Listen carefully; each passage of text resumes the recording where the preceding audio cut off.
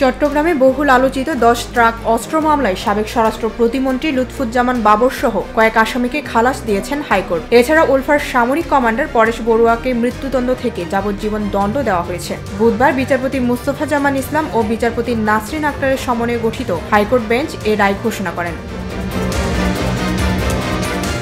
বাবরকে এই মামলার প্রধান আসামি করা হয়েছিল। তার বিরুদ্ধে সুনির্দিষ্ট তথ্য প্রমাণ হাজির করতে না পারায় তাকে খালাস দেওয়া হয়েছে। কোর্টের পর্যবেক্ষণ অনুযায়ী নিরাপদ ব্যক্তিকে সাজা দেওয়া বিচারের মূল উদ্দেশ্য হতে পারে না। পুলিশ তার বিরুদ্ধে কোনো সাক্ষ্য প্রমাণ আদালতে হাজির করতে পারেনি। মামলার তদন্তে যথেষ্ট ত্রুটি বিচ্যুতি রয়েছেও বলে জানায় আদালত। 2004 সালের 1 এপ্রিল CUFL ঘাট থেকে আটক করা হয় 10 ট্রাক ভর্তি অস্ত্রের চালান। এ নিয়ে কর্ণফুলী থানায় অস্ত্র আইন ও বিশেষ ক্ষমতা আইনে চোরাচালানের অভিযোগ এনে দুটি মামলা হয়।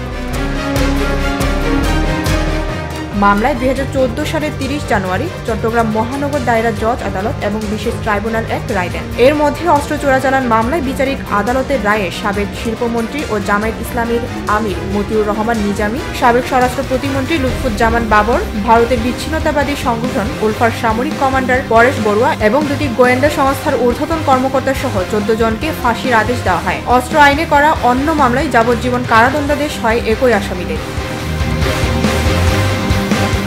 ডেস্ক রিপোর্ট, ভোরের পাতা।